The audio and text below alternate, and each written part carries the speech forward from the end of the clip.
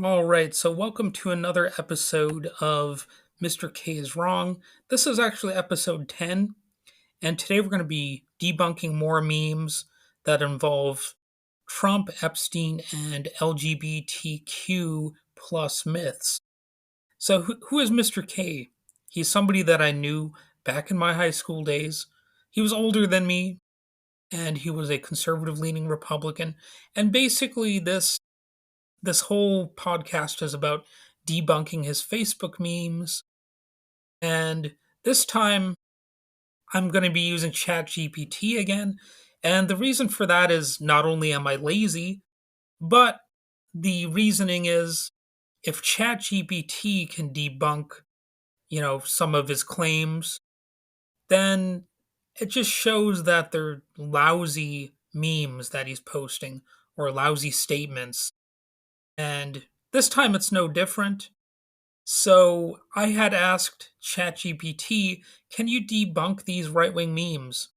So one of the ones that Mr. K posted shows the character Jim Halpert from The Office discussing how more squirrels and raccoons have been arrested than anyone on Epstein's list. And I asked ChatGPT, by debunking it, I want you to go over details of Donald Trump's close relationship with Jeffrey Epstein, as well as accusations against Trump. And then I continued. I said, next, a meme shows Fox News host Pete Hegseth with arms folded next to a faked image of Pete Buttigieg wearing a breastfeeding device, and the caption reads, the people who think men can get pregnant are calling Pete Hegseth an extremist. So that's a very stupid meme, and these two are pretty easy to debunk. And ChatGPT said debunking the Jim Halpert meme. The meme implies that no significant figures connected to Jeffrey Epstein's crimes have been held accountable, using humor to deflect scrutiny from those involved. This narrative is misleading and often used to divert attention from individuals whose connections to Epstein warrant examination, including Donald Trump. And that's obviously one of the big whoopsies of such a meme is that when you have a conservative or far right Trump supporter criticizing Jeffrey Epstein, that's a pretty glaring omission to just sidestep the man's relationship with Donald Trump, you would think. But anyway, ChatGPT continues. It notes Trump's relationship with Epstein, the social connections, if you will, or the possible criminal connections. I almost said collections. But anyway, ChatGPT says Trump and Epstein were known to socialize in the 1980s and 1990s. Now, I have to interject and say that, of course, is not in itself a crime. You might know some criminals. You might have brushed shoulders with criminals at some point in your life. And that does not mean you are involved in their crimes, of course. You may have just known somebody socially. But keep in mind, as ChatGPT notes, Trump described Epstein in a 2002 interview as a terrific guy, and they were photographed together on multiple occasions.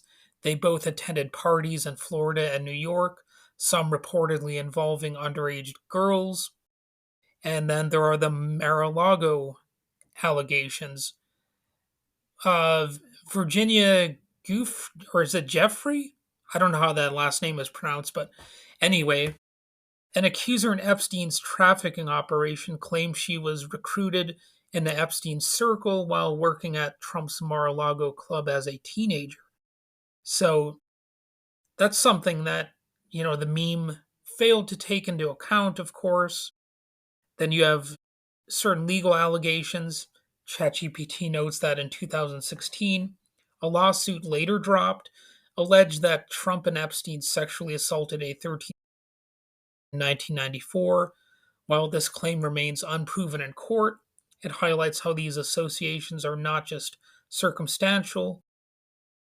They have actually been made in a case. The accusations are there for anybody to access.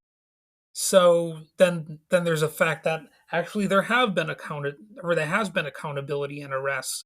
There was Jeffrey Epstein's arrest itself, for example, which the meme kind of oddly does not consider, right? So Jeffrey Epstein was arrested in 2019 and died in custody under suspicious circumstances. His accomplice, Ghislaine Maxwell, was convicted in 2021 for trafficking minors. That's obviously an indication that arrests have been possible and made related to this case.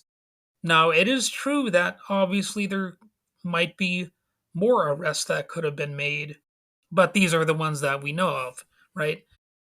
But, ChatGPT correctly notes that there are high profile connections.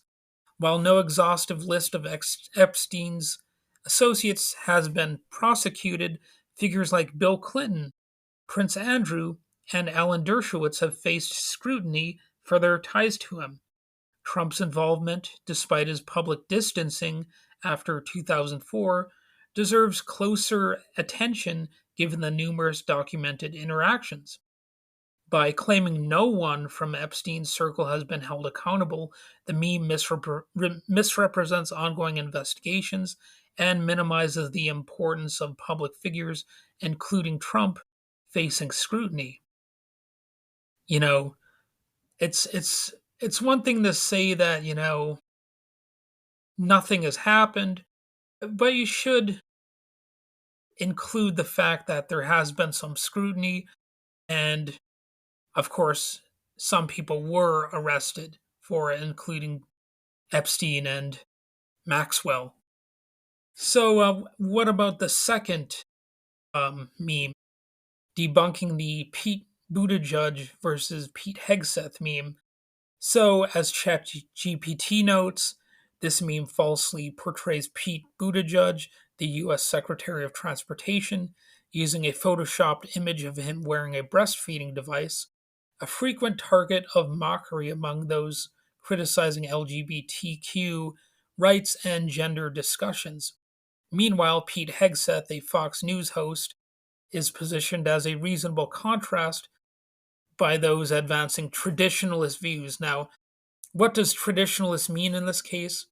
It means anti LGBTQ views. And of course, as is becoming increasingly known, this Pete Hegseth guy has been facing sexual misconduct allegations of his own. And I could get more into that, but details are still forthcoming. And of course, ChatGPT doesn't really go over that because it's such recent news. But there are some key issues in the meme. I mean, one is the fake image. Anytime, somebody, whether they're on the right, left, or the center, uses a fake image, you should immediately start to wonder, is this really conveying any factual information?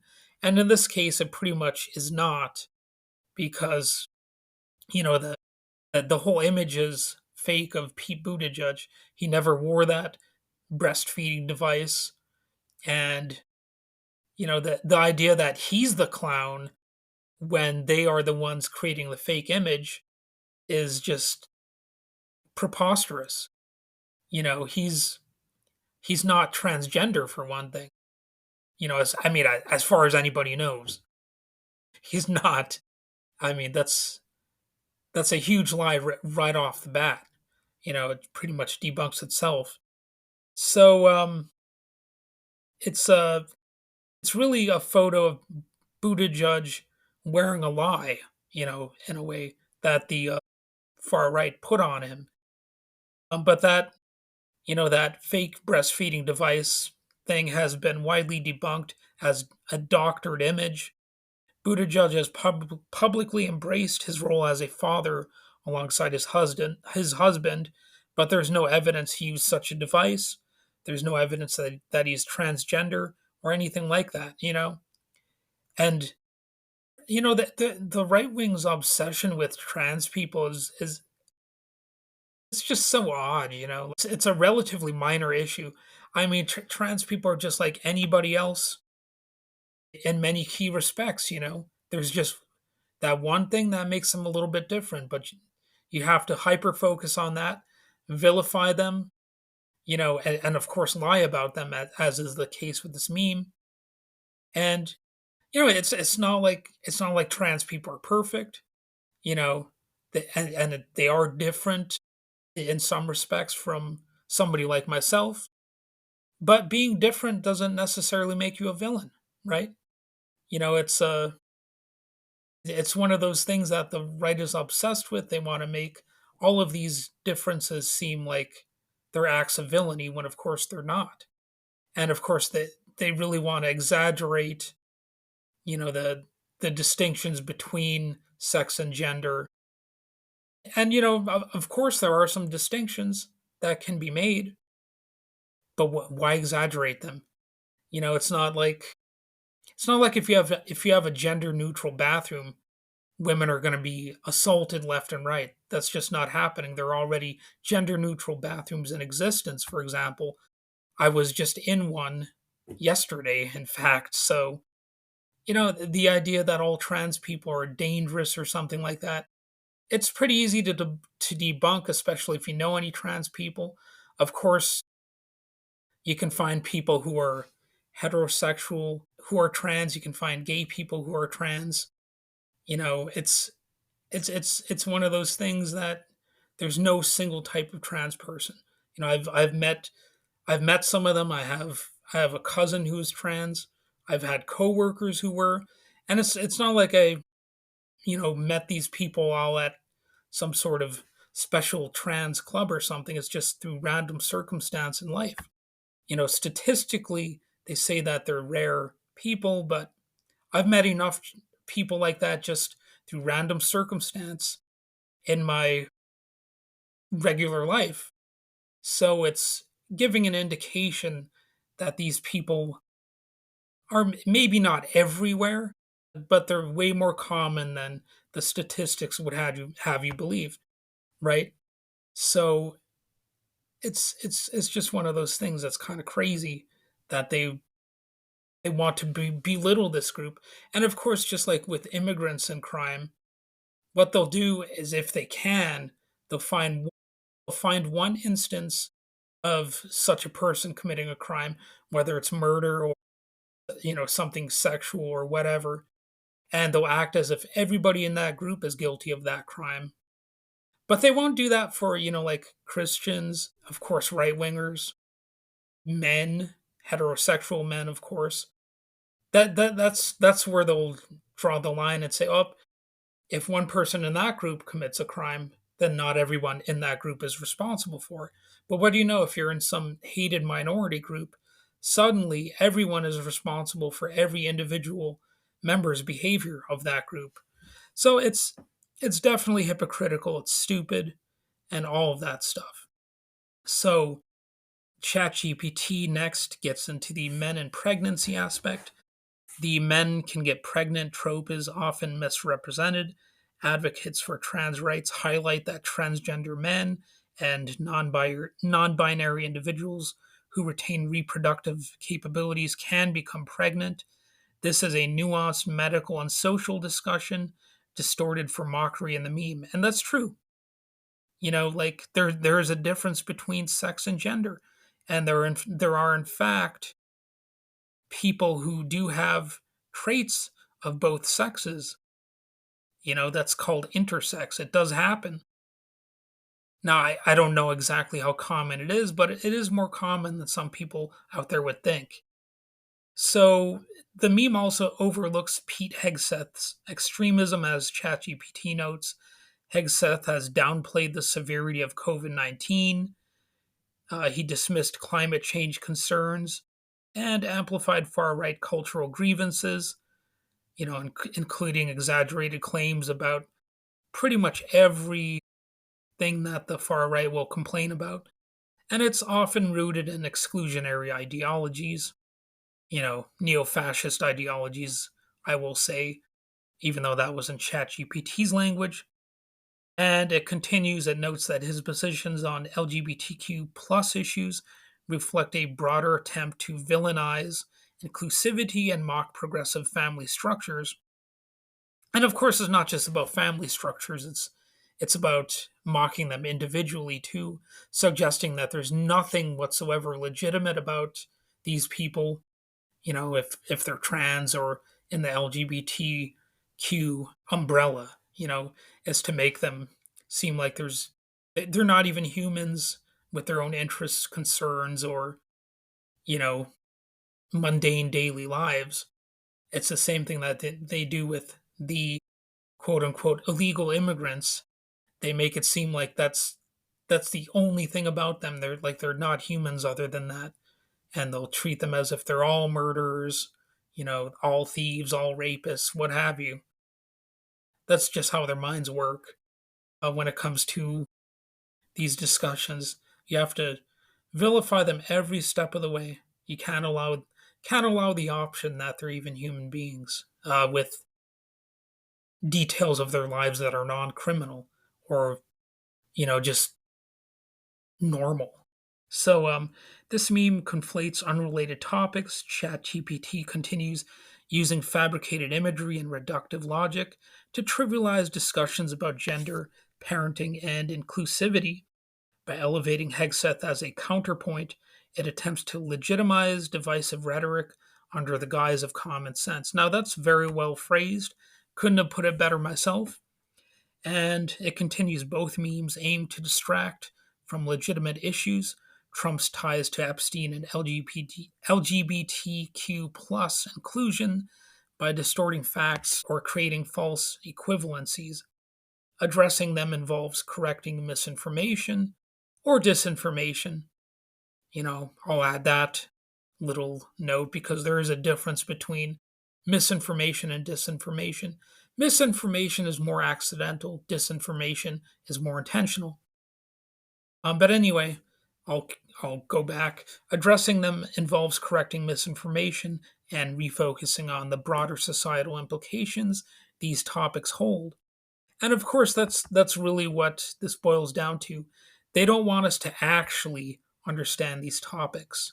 They want us to sort of come up with the lowest common denominator understanding of them and not look at them as, complex, nuanced human beings with, you know, their own interests and concerns and their own needs or anything like that. They want to make them seem exaggeratedly different. When in reality, if you've ever met somebody who's trans, you'll know that yes, they can be like anybody else. Some of them, they have this or they have that unique characteristic, just like anybody else. And again, one thing they're going to do is they're going to find any instance they can of trans people committing crimes, and they'll run with that political football for like 1,000 miles, and it's going to be sickening every time to anybody who has a conscience and common sense. They're going to understand, oh, they're using this one instance or these handful of instances to trivialize an entire group and vilify them. And who knows what to these people, who knows what their actual intentions are. But we know that neo fascist ideologies are not very pleasant.